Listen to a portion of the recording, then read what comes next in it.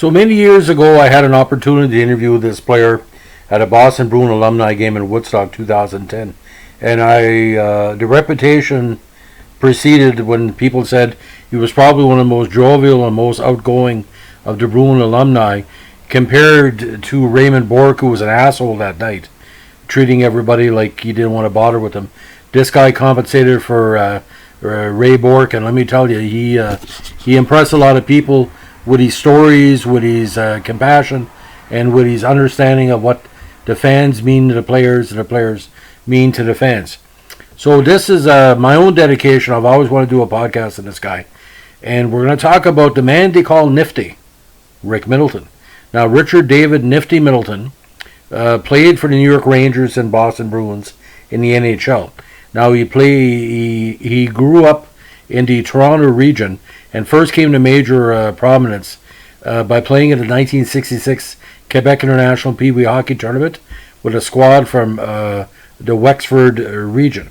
Now, he came to major prominence, ladies and gentlemen, with the Oshawa Generals of the OHA junior side. His first season in 72, he had 80 combined points, including 41 goals and 39 assists in the regular season playoffs. But 73, he really opened out. He notched 67 goals in 62 games, including 67 counters. Now, this drew a big attention for the WHA and the New York Rangers. The Rangers took him 14 overall in 73, and the WHA took him 21st overall, the Minnesota Fighting Saints. Now, for some strange reason, and it was written about it in Hockey News and other magazines, he was sent for a year season in Providence, where a lot of people felt he was going to be right with the Rangers right away. But with Providence, he put up 84 points in the regular season and 15 points in the playoffs.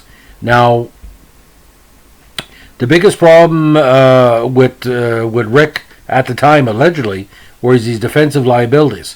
But with the AHL's, again, Providence Reds, he won Rookie of the Year honor, and he was named to their first All-Star team. Now, he made the big club during 75, the Rangers, and despite suffering injuries that restricted him to 47 games, scored 22 points in that campaign.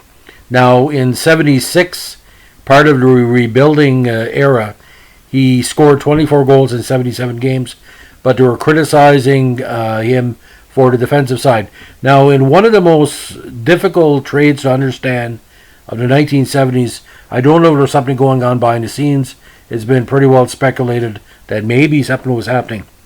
He was traded by the Rangers to the Bruins for Ken Hodge. Now, Ken Hodge at the time, not say he was washed up, but he was past his prime. Now, Rangers head coach and GM John Ferguson was confident that his team had enough young talent to justify making Middleton expendable. I don't think so. Now, what the Bruins got was a player who was 10 years younger and twice as fast as Hodge. The transaction became even more one-sided in favor of the Bruins when head coach Don Cherry developed Middleton's defensive skills to make him one of the best two-way players in the association. Now, Hodge played only a single season more before his career ended, while Middleton became a great star in Boston, scoring a hat-trick in his first game as a Bruin against longtime rivals Minnesota on October 7th, 1976. Now, this trade happened at the end of the 76 season, ladies and gentlemen. So Boston stole the pocket of the Rangers. Now, he had nearly 900 points in a Bruins uniform over the next 12 years and became a perennial all-star. Now, generally paired with center Barry Peterson, he had 5 straight seasons at least 40 goals and 90 points and led the Bruins to numerous playoff appearances and especially playoff appearances against Montreal. We get into that in a second. Now, his leadership was apparent in being named co-captain with Ray Bourque to succeed Terry O'Reilly in 85, a position he held until he retired, wearing the C during home games. Now, he's regarded as the best one-on-one players of all time. He currently ranks all-time in career shooting percentage at nearly 20% among players with 400-plus goals. Now, his best season was 82, during which Middleton scored a career-high 51 goals, won the Lady Byng Trophy for excellence in sportsmanship, and was named to the NHL's second All-Star team. The following season, he led the Bruins to the league's best regular season record and set unbroken records that year for most points scored in the playoffs by a player not advancing to the finals. 33, and a single playoff series, 19 in the quarterfinals against Buffalo. He's 105 points in the 84 season, tied Ken Hodges' team record for most points scored this season by a right winger, which remains unbroken.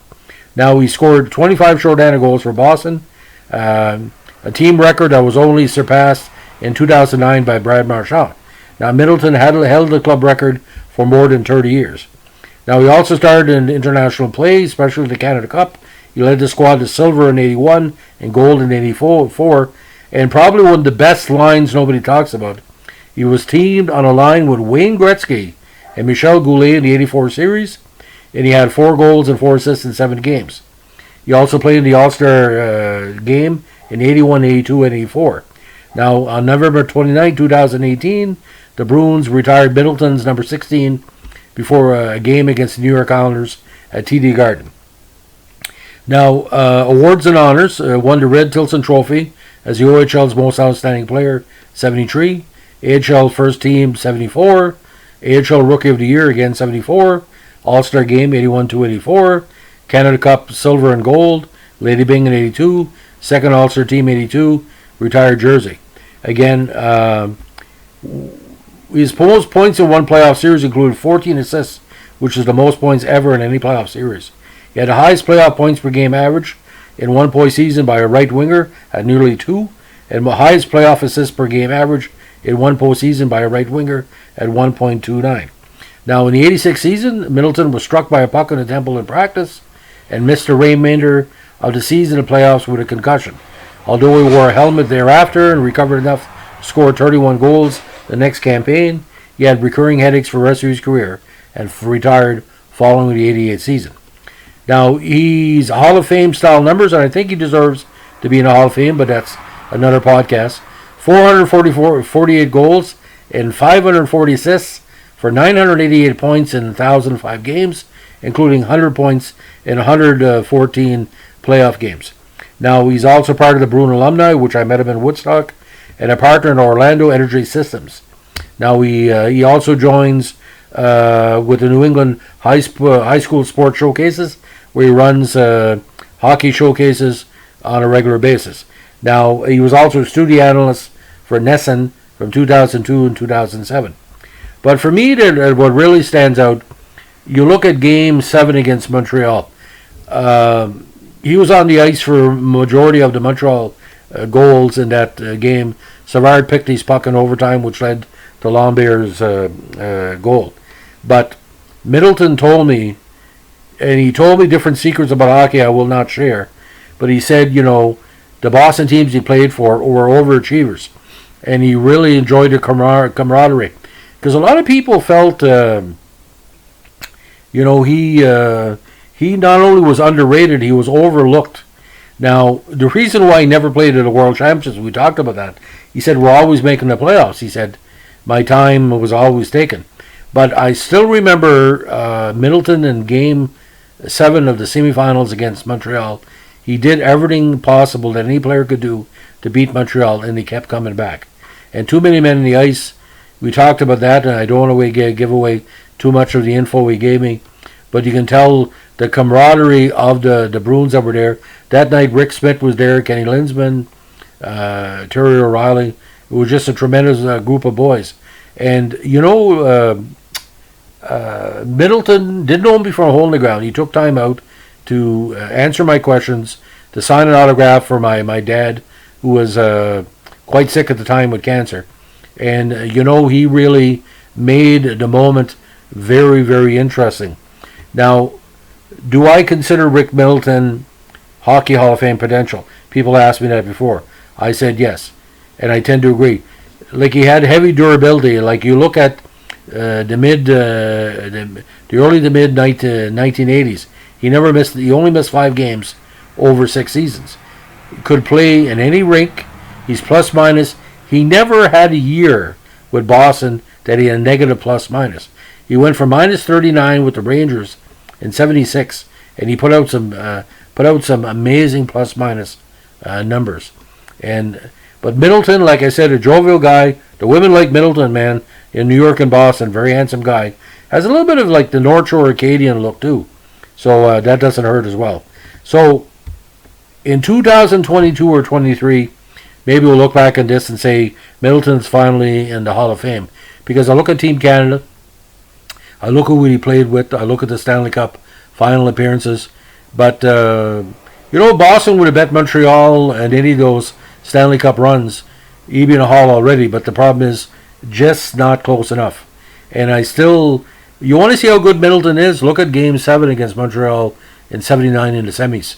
Although he was on the ice for a few of the Montreal goals. Man, he was a shark. Man, if the net was there and the opportunity was there, he would put it in. So, thanks for listening. Bye.